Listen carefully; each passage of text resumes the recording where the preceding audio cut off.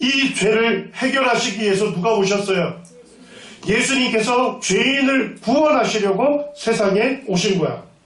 자, 그런데 여러분들이 구원받기 원한다면 누구를 알아야 할까?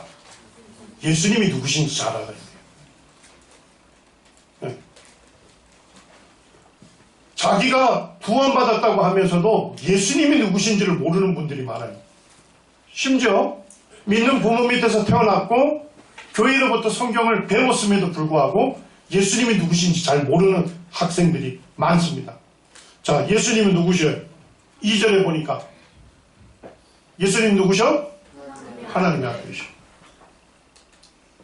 자, 하나님의 아들이시다 하는 걸 한자로 표현하면 뭐야? 성자 하나님.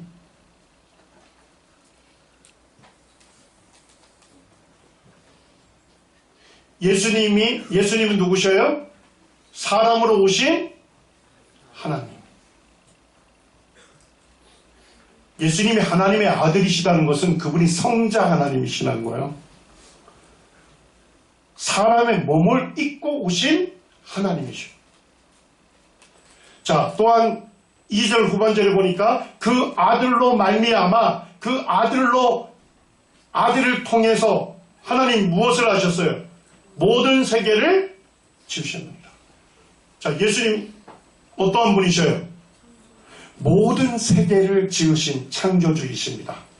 볼까요? 성경에는 계속 반복해서 말씀하셔. 골로새서 1장에 예수님이 누구시래요? 그분의 아들이시대. 하나님의 아들이셔. 그리고 예수님을 통해서 무엇을 하셨대요? 만물이 그에게서 창조되었대. 예수님이 만물을 지으신 창조주이셔. 자, 그 만물과 여러분을 누굴 위해서 창조했을까? 누굴 위해서? 그를 위해서. 그는 누구셔요? 예수님을 위하여 창조되었습니다. 여러분들, 예수님 누구셔요? 예수님 하나님의 아들이시고 만물을 지으신 창조주이시고 여러분의 왕이 되시는 분입니다. 이해됐어요? 여러분들이 예수님이 나의 왕됨을 원치 않기 때문에 그 죄 때문에 심판받고 지옥 가는 거야. 예수님이 나의 왕됨을 원치 않기 때문에 내 삶의 주인 되기를 원치 않기 때문에 여러분들이 내 마음대로 살고 싶은 거야. 그게 모두 다 죄의 열매들이에요. 결국 회개한다는 건 누구에게로 돌아가는 겁니까? 하나님, 예수님께로 돌아가는 거예요. 예수님을 나의 뭐로 받아들이는 거예요? 나의 주인이고 나를 다스릴 왕으로 받아들이는 거예요. 자, 여러분들 이제 여러분들이 잘 아는 성경 말씀. 예수님 누구셔요? 하나님의 아들이시죠? 성자 하나님이시죠?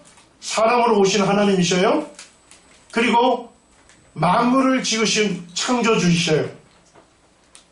온 땅의 왕이시고 여러분과 저를 지으신 우리의 창조주이시고 나의 삶의 주인이시고 나를 다스릴 유일한 왕이 되신 분이에요. 자, 그런데 이 예수님이 왜 십자가를 지셨습니까? 심지어 성경은 예수님이 이 십자가를 자원하셨대요.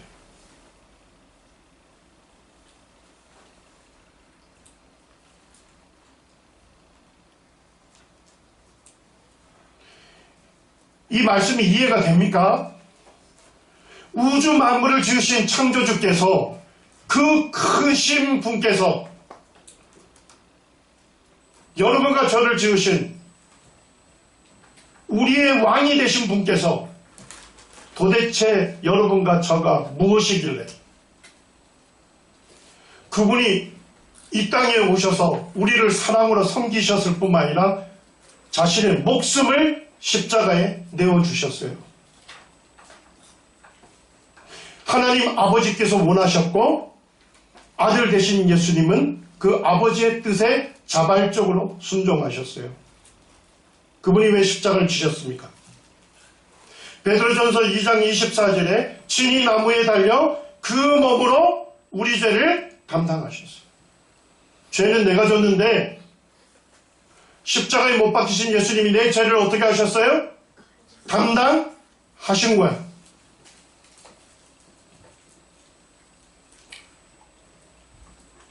이제 내 죄에 대한 죄값은 누가 치르셔야 돼? 예수님. 내 죄를 담당하신 이 예수님이 십자가에서 내 죄를 담당하실 뿐만 아니라 내 죄에 대한 모든 형벌을 받아주신 거예요. 자, 예수님 사셨던 시대는 어느 제국의 지배를 받았어요? 훌륭한 친구들.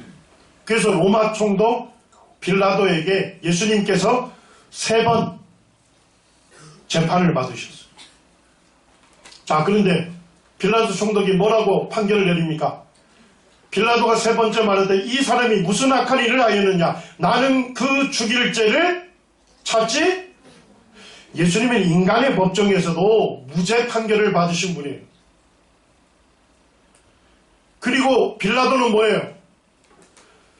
종교 지도자들이 이 유대의 백성들을 선동해가지고 예수님을 십자가에 못 박으라고 외치기 시작한 거야. 그때 빌라도가 뭐라 합니까? 빌라도가 이르되 어쩜이냐? 무슨 악한 일을 하였느냐? 예수님을 심리하고 판결했던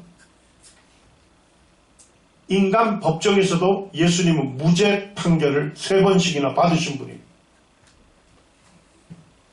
그리고 빌라도 총독은 그것을 알면서도 보니까 지금 뭐가 일어나려고 해요?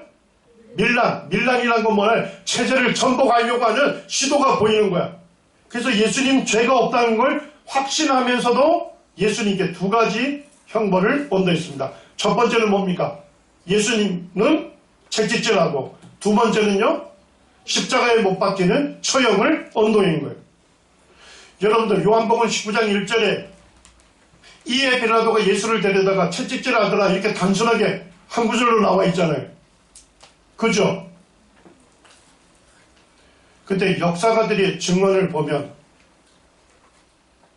채찍질형을 당하는 죄수는 법정에 쇠기둥에 손이 묶이는데 완전히 발가 벗긴 채로 쇠기둥에 묶입니다. 여러분들 예수님 누구셔요? 이 우주 만물을 지으신 분이시죠? 여러분을 지으신 창조주잖아요.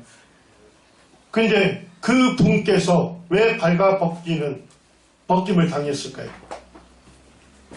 왜 그분이 여러분의 그분이 수치와 모멸을 받으셨을까요? 왜요? 누구 때문에요? 완전히 발가벗김을 당할 뿐만 아니라 그 옆에 로마의 장교들이 이 채찍을 듭니다. 채찍에는 끈들이 있어요. 가죽끈. 거기에는 쇠구슬과 날카로운 동물의 뼈들이 거기에 끼워져 있어. 자, 이걸 들고 어디를 내리치는 거예요? 등, 제일 먼저 머리를 내리쳐요. 그러면 이 채찍끈이 머리를 휘어감고 쇠구슬은 멍을 내고 날카로운 동물의 뼈조각은요 피부에 박히게 돼요. 그럼 어떻게 해요? 잡아당겨요. 그럼 얼굴이 어떻게 되겠어요? 완전히 상하고 형체를, 얼굴의 형상을 알아볼 수 없게 완전히 상하는 거예요.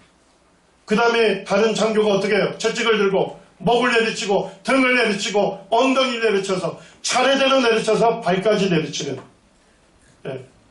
그래서 역사가들은 채찍으로 등을 때리게 되면 등 근육이 리본처럼 너덜거리고 심하면 척추뼈가 드러나고 옆구리를 맞으면 창자가 흘러나오고 채찍질형만으로도 너무 많은 피를 쏟아서 과다출혈로 인해서 쇼크에 이르고 죽음에 이르게 되는 그 잔인한 형벌이 채찍질 형벌이라고 말하고 있어요. 자, 그런데 예수님 오시기 700년 전에 선지자 이사야를 통해서 뭐라고 예언하셨어요? 그가 채찍에 맞음으로 우리가 나음을 입었다. 그는 누구실까? 예수님이 채찍에 맞음으로 죄인된 우리가 죄에서 나음을 입을 것이라고 예언돼 있었던 거예요. 왜 예수님이 이렇게 발가벗기는 수치와 모멸을 당하셨죠? 왜 예수님이 이렇게 잔인한 채찍질을 당하셨어요? 그래요. 바로 여러분과 저의 죄를 담당하시기 위해서. 그리고 예수님은 채찍질 형벌만으로도 만신창이 되셨지만 한 50kg 정도 되는 이 십자가 형틀을 들고서 이 골고다라는 언덕에 오르셨어요. 거기에서 십자가 처형이 이루어졌습니다. 십자가 처형이 형벌은 어떤 거예요? 십자가는 가로들보가 있고 세로들보가 있죠? 그 가로들보에 양 손에 한 15cm 정도 되는 대못을 박아서 고정하는 겁니다. 그리고 양발을 겹쳐서 수직들보에다가 대못을 박아서 고정하는 거예요. 그리고 이 십자가 형태를 어떻게 해요? 세웁니다. 그리고 십자가에 못 박힌 이 예수님은 언제까지 십자가에 있어야 돼요? 그렇죠. 그런데 놀랍게도 시편 22편 16절 예수님 오시기 1000년 전에 믿음의 사람 다윗을 통해서 뭐라고 예언되어 있어요? 같이 한번 읽겠습니다. 시작. 개들이 나를 빼앗았으며 악한 무리가 나를 둘러 내 수족을 찔렀나이다. 수족이 뭐예요? 손과 발을 찔렀다. 히브리어로 깨뚫었다 이런 의미예요. 예수님 태어나기 1000년 전에 하나님의 아들이신 그분이 오셔서 손과 발에 찔림을 받는 십자가 처형을 당하실 것을 예언해 놓으신 것. 그리고 선생님이 역사적인 자료를 뒤지면서 더 충격을 받았어요. 의사들이 쓴 그 자마라고 하는 논문이 있어. 이게 미국 의사협회지예요. 아무나 실어주지 않아요. 거기 그 논문에서 십자가에 달린 제수는 완전히 발가벗긴 채 십자가에 못 박힙니다.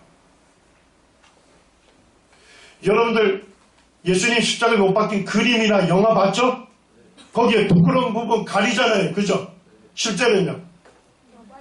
완전히 발가벗긴 상태로 예수님 못 박혀요. 그리고 십자가 밑에는 누가 있었어요? 수많은 피조물들, 수많은 인간들이 그 밑에 있어요.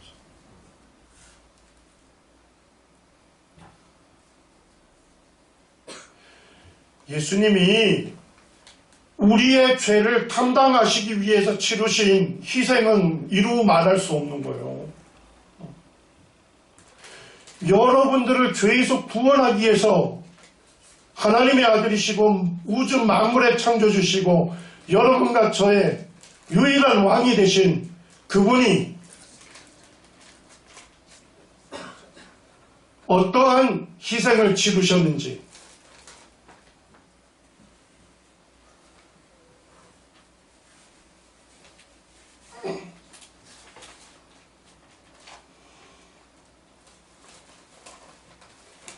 성경은 제3시에 십자가에 못 박혔다 이렇게 얘기해요. 이게 유대의 시간이야. 오늘날 시간으로 안 하면 6시간 더 해주면 돼. 오전 몇 시예요? 9시. 예수님이 오전 9시에 십자가에 못 박혔어요. 자, 그런데 6시가 되었을 때 6시면 몇 시가 될까? 12시. 그래, 12시. 정오가 됐을 때 해가 빛을 잃고 온 땅에 어두움이 임해요.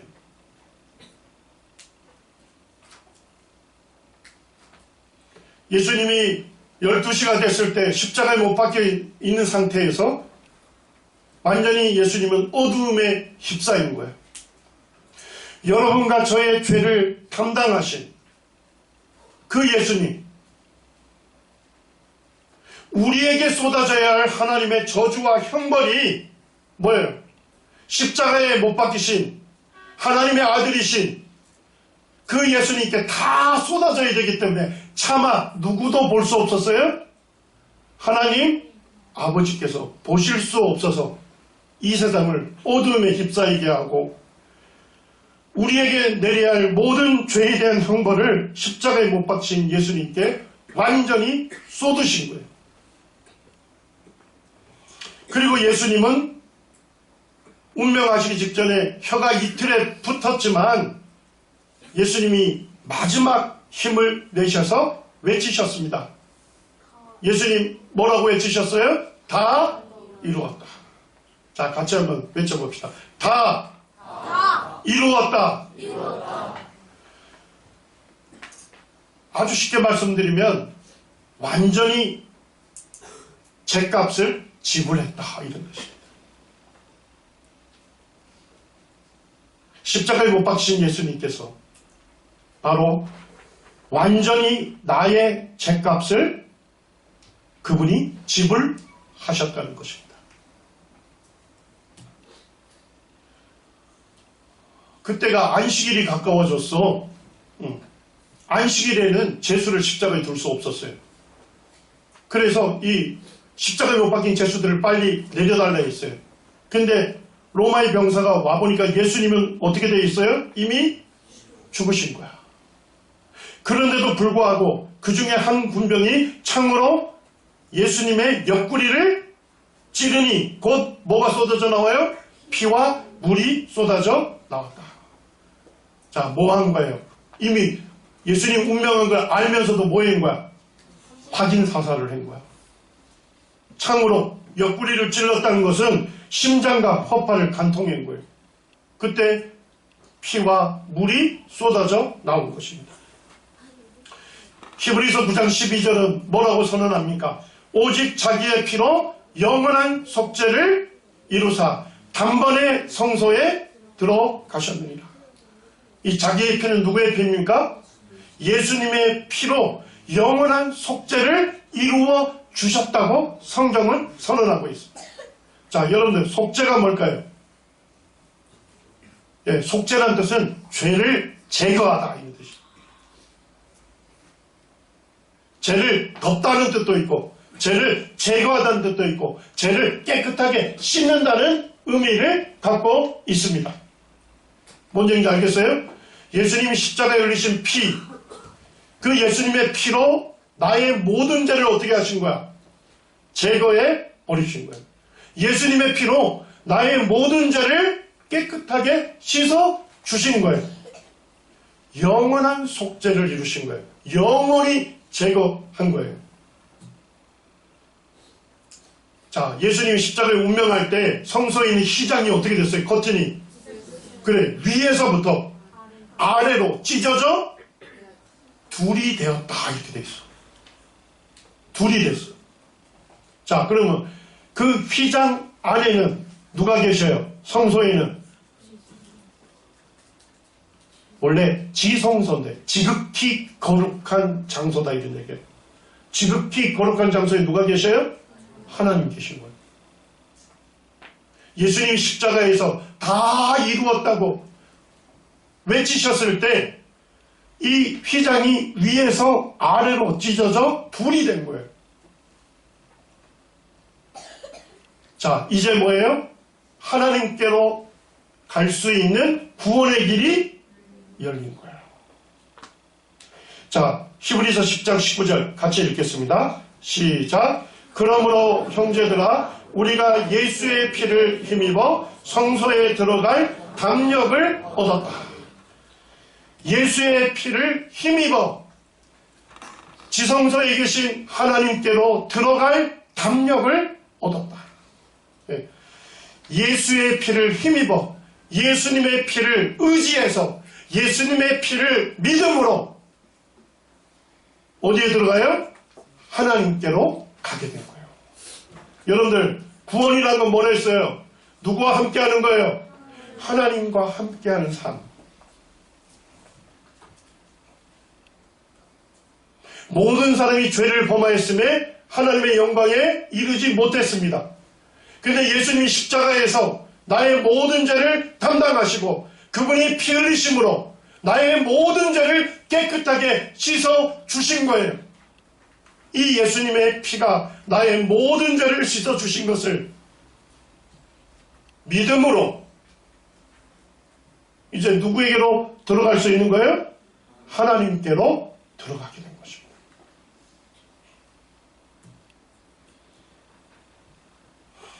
골로새서 2장 13절에서 반복합니다.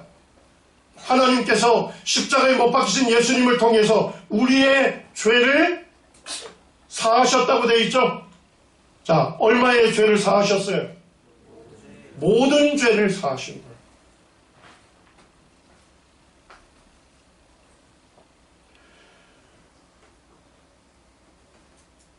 십자가에 못 박히신 예수님을 통해서 하나님께서 우리를 용서해 주시되 완전한 용서를 해 주신 거예요.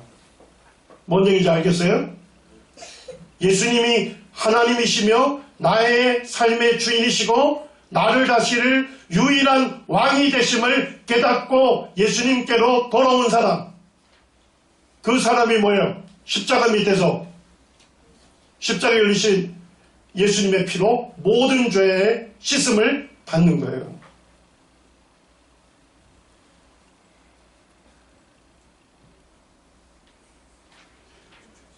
십자가에서 완전한 용서를 이루시고 예수님을 믿는 자들을 구원하시는 완전한 사랑을 이루어 주신 것입니다. 자, 로마서 5장 8절에서는 예수님이 왜 십자가에 죽으셨대요? 왜 죽으셨대요? 우리를 위하여 죽으셨다. 근데 선생님이 성경을 좀 공부해 보니까 이 위하여라는 히펠이라는 단어가 무슨 뜻도 있냐? 무슨 뜻도 있어요? 그래요. 예수님이 나를 대신해서 죽으신 거예요. 그래서 십자가에 못 박히신 예수님을 보면 뭘 알 수 있어요? 하나님께서 나를 얼마나 사랑하시는지를 알 수 있는 거예요. 응? 하나님께서 우리에 대한 자기의 사랑을 뭐 했다고요? 확실하게 증명해 보이신 거예요. 여러분들, 하나님 나를 얼마나 사랑하시는지 무엇을 보면 알 수 있어요? 십자가에 못 박히신 예수님. 나를 대신해서 나를 위하여 십자가를 자원하시고 십자가에서 내가 받아야 할 모든 죄에 대한 형벌을 다 받아주신 예수님.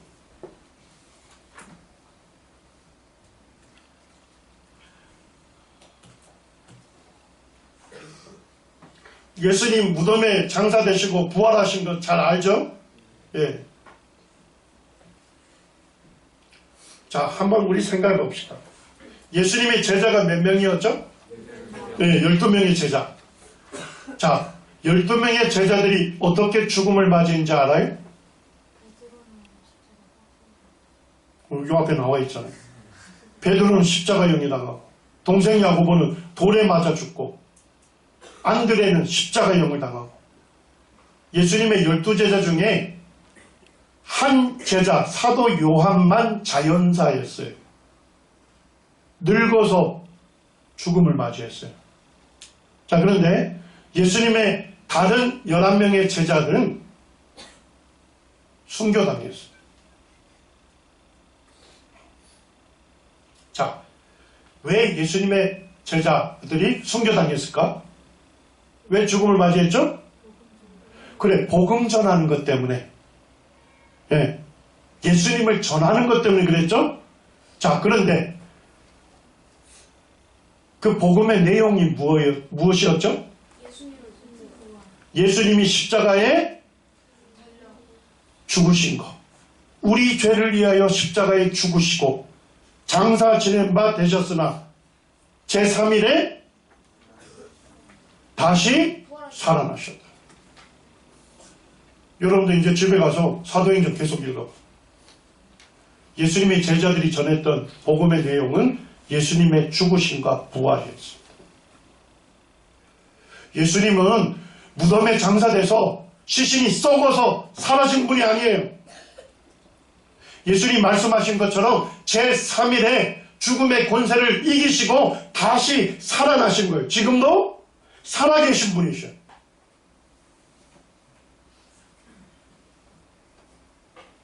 자, 여러분들이 물어볼게요. 예수님의 제자들이 예수님의 죽음과 부활을 전했죠? 맞습니까? 자, 그러면 자신들이 전하는 내용, 그 믿는 내용을 확인할 수 있었을까요? 없었을까요? 제자들이 뭘 전했다고? 예수님의 죽음과 부활을 전했어요. 믿고 전했어요. 자, 그러면 자기들이 전하는 복음의 내용, 믿는 바를 확인할 수 있었어요? 없었어요? 있었잖아. 자, 그런데 예수님이 부활하지 않았다면 누가 거짓을 위해서 목숨을 걸 사람이 있어요? 이 시몬 그리리프라고 하는 하버드 대학교의 그 법대를 만드신 분이 있어요. 이분 일화를 제가 책을 통해서 읽게 됐는데, 이분 수업 시간에 한 대학원생이 질문을 했어요. 교수님, 예수님의 부활은 어느 정도 신뢰할 수 있습니까? 성경에 기록된 예수님의 부활은 어느 정도 법정에서 재판을 한다면 어느 정도 신뢰할 수 있습니까?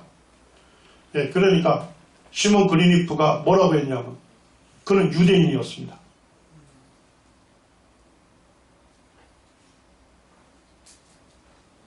성경이 신화와 같은 이야기인데 어떻게 성경에 기록된 예수님의 부활, 신화와 같은 이야기를 믿을 수 있느냐? 딱 잘라 얘기한 거예요. 근데 그 대학원생이 한 번 더 질문을 했습니다. 시몬 그리니프가 뭘 만든 사람이냐? 법정 증거. 자, 법정에서 증거를 많이 제시할 거 아니야? 맞죠? 변호사든 검사든 증거 내죠? 그러면 뭐야? 그 증거가 얼마나 진실한지 그 여부를 판단하는 법칙을 만든 거야, 이 사람이. 근데 놀라운 것은 지금도 이 법칙대로 활용을 하고 있대요. 그러니까 이 대학원생이 뭐라고 했냐면, 교수님은 법정 증거의 진실 여부를 판단하는 법칙을 만드신 분이 자기가 만든 법칙으로 살펴보지도 않고 어떻게 경솔하게 예수님 부활하지 않았다, 이렇게 얘기할 수 있습니까? 오, 그 얘기를 하니까 이 교수님이 유대인인데도 불구하고 도전이 되어버린 거. 그래서 어떻게 했어요? 예수님의 부활이 기록된 마태복음, 마가복음, 누가복음, 요한복음을 읽으면서 법정 증거의 진실 여부를 판단하는 법칙에 따라 판단을 해본 거예요. 그러면서 그는 뭐라고 결론 내립니까? 성경에 기록된 예수님의 부활 사건은 역사상 그 어떤 기록보다 확실한 뭐다? 사실이다. 논문을 제출했습니다. 그리고 그것을 좀 더 보강해서 책을 냈는데 그 책 머리말에 이렇게 얘기합니다. 사실을 받아들이려는 정직한 마음을 갖고 성경을 읽었습니다. 나는 예수님의 부활을 믿지 않을 수 없었습니다.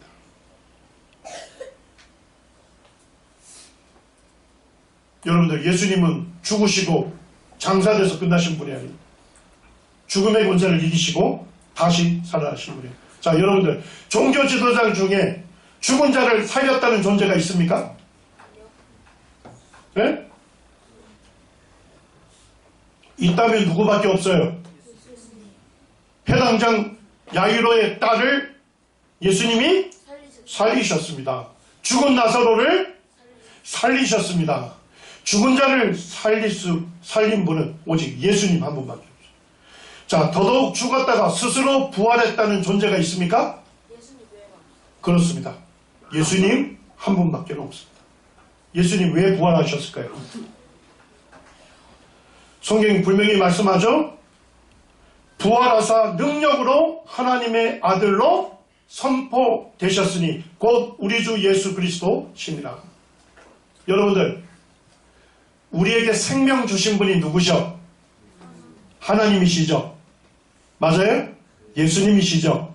창조주이시죠. 그렇기 때문에 예수님은 뭐예요? 죽음의 권세를 이길 수 있는 유일한 분이십니다. 뭔 얘기인지 알겠어요? 자, 여러분들 중에 죽음의 권세를 이길 수 있는 사람이 있어요? 없잖아. 근데 죽음의 권세를 이길 수 있는 유일한 분은 누구예요? 예수님 한 분밖에 없어요. 그래서 예수님이 부활로 자신이 하나님의 아들이신 것을 분명하게 증명해 보이신 거예요. 사도행전 5장에서는 이렇게 선포해요. 너희가 나무에 달아 죽인 예수를 누가 살리셨어요?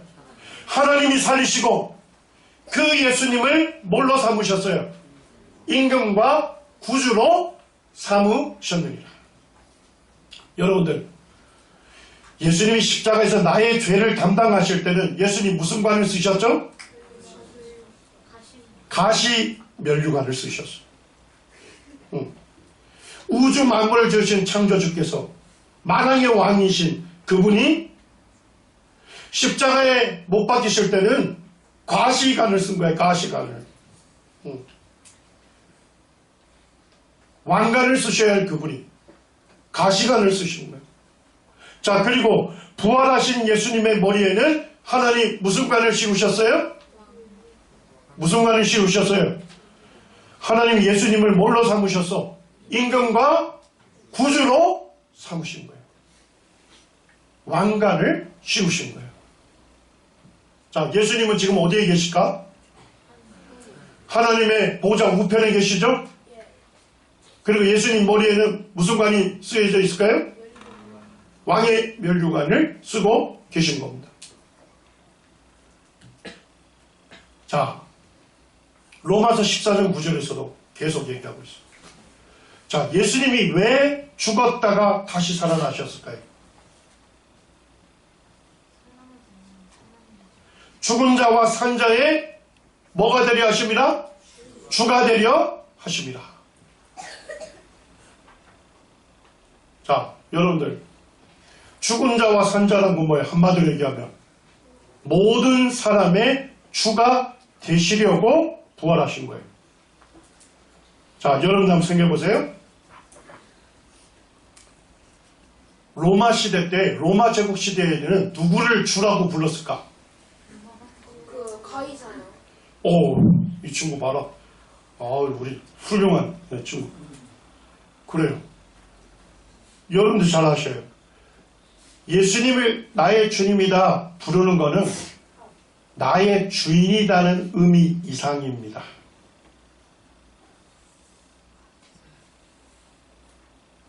로마 제국 시대에는 주라고 하는 말이 퀴리오스인데 황제에게 퀴리오스라고 부른 겁니다. 로마 제국의 황제를 퀴리오스라고 불러요. 뭔 얘기인지 알겠어요? 네. 예수 그리스도께서 죽었다가 다시 살아났으니 곧 죽은 자와 산 자의 주가 되려 하십니다. 자, 그 얘기는 뭐예요? 나의 주인이시면서 왕이시다 하는 겁니다. 여러분들은 어느 부류에 속합니까? 하나님께서 보실 땐 두 부류밖에 없어요. 예수님이 나의 왕됨을 원치 않은 사람, 싫어하는 한 부류가 있어요. 그리고 나의 창조주이시고 내 삶의 주인이시고 나를 반역한 죄에서 구원하시기 위해서 십자가를 자원하시고 십자가에 못 박히셔서 나의 모든 죄를 담당하시고 모든 형벌을 받아주신 나의 구주가 되신 이 예수님을 나의 왕으로 받아들인 분들이 있습니다. 여러분 어느 부류에 속합니까?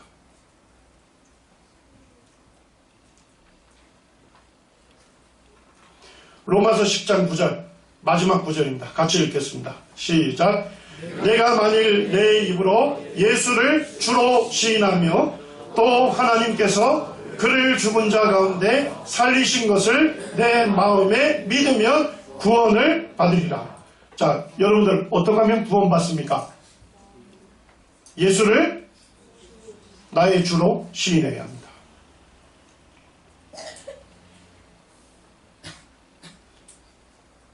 예수님이 누군지를 알고 그분께 복종해야 한다는 겁니다. 예수님은 우주 만물을 지으신 창조주이십니다. 여러분과 저를 지으신 나의 창조주이십니다. 그분이 나의 삶의 주인입니다. 구원받은 성도들조차도 예수님이 나의 주인이다. 그것까지 받아들일까 말까 하는 분도 있어요. 근데 더 충격적이게도 당신의 왕은 예수님이십니다. 당신은 예수님의 왕 대신 예수님의 다스림을 받아야 합니다. 이거에 대해서 불쾌하게 얘기하는 분들이 있습니다.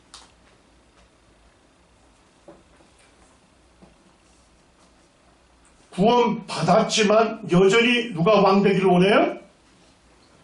내가 왕 되기를 원하는 거예요. 이 성경이 누구의 말씀입니까? 왕의 말씀입니다. 이 성경이 믿는 자의 주님의 말씀, 주인의 말씀이고 왕의 말씀입니다. 그렇기 때문에 우리는 이 말씀을 하나님의 뜻으로, 주님의 뜻으로 밝히 깨달아 알았을 때 의지적으로 순종하는 것입니다.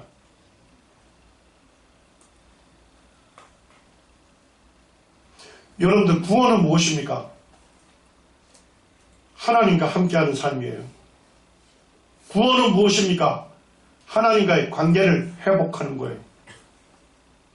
하나님을 반역한 죄인을 성경은 뭐라고 합니까? 마음으로 하나님과 원수됐다 이렇게 얘기합니다. 하나님의 진노의 자녀다 이렇게. 진노의 대상이에요. 그런데 십자가에서 나의 죄를 담당하신 이 예수 그리스도를 믿음으로 어떻게 하는 거예요? 하나님과의 관계를 회복하는 거예요. 하나님을 나의 하나님으로, 나의 왕으로 모시는 거예요. 그리고 뭐예요?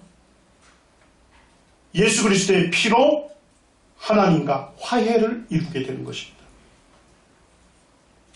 그리고 하나님과 어떻게 해요? 화목한 관계가 되는 것입니다.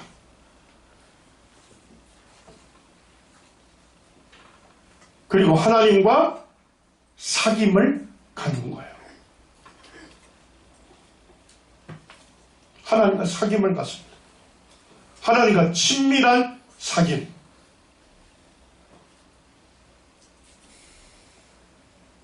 그 예수 그리스도, 그분을 영원히 즐거워하고 그 예수 그리스도, 그분을 영원히 기뻐하는 하나님의 자녀로 변화를 입는 것입니다. 이게 구원입니다.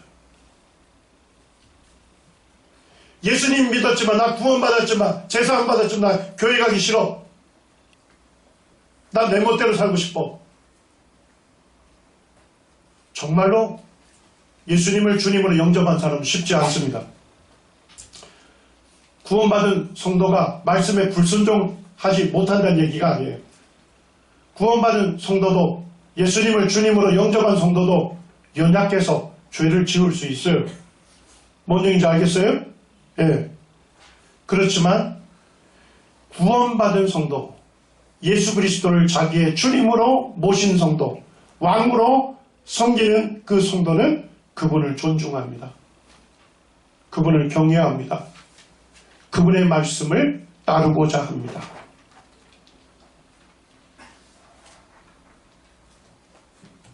여러분들, 어떻게 하면 구원받습니까? 십자가에서 나의 모든 죄를 씻어주시고 부활하여 살아계신 예수님을 나의 주님으로 시인할 때, 받아들일 때, 그때 즉시로 구원함을 얻는 것입니다. 여러분의 마음의 왕좌에 누가 계십니까? 여러분 자신이 있습니까? 아니면 나의 구주 되신 예수 그리스도가 있습니까? 누가 있습니까? 그렇습니다. 예. 구원받은 사람은 예수님을 내 왕자의 왕으로 모십니다. 그리고 그분께 굴복하고 그분을 기쁘시게 하는 그 삶을 살아갑니다. 구원받은 사람은 자기가 왕이 아니에요. 누가 왕이에요? 예수님이 왕이셔요. 구원받은 사람은 자기가 주인이 아니에요. 누가 주인이에요? 예수님이 주인이에요. 오직 구원받은 사람만이 왕 되신 예수님의 다스림을 기뻐합니다. 그분의 말씀을 기뻐합니다. 그분을 경외하고자 합니다. 예, 여러분들이 예수 그리스도를 여러분의 주님으로 영접해서 영원토록 그분을 즐거워하고 기뻐하는 하나님의 자녀로 여러분들이 거듭나게 되기를 원합니다. 기도하겠습니다. 자비로우신 아버지 하나님, 감사합니다. 우리 학생들을 사랑하셔서 하나님의 말씀으로 또 하나님의 복음으로 초대해 주셔서 감사를 드립니다. 우리 학생들의 마음을 열어주시고 참으로 그들이 하나님 말씀을 통해서 하나님 어떠한 분이신지, 예수님 어떠한 분이신지 밝히 깨닫고 하나님께 대한 회개와 우리 주 예수 그리스도에 대한 믿음을 갖게 하셔서 참으로 예수님을 자신의 주인으로 삼고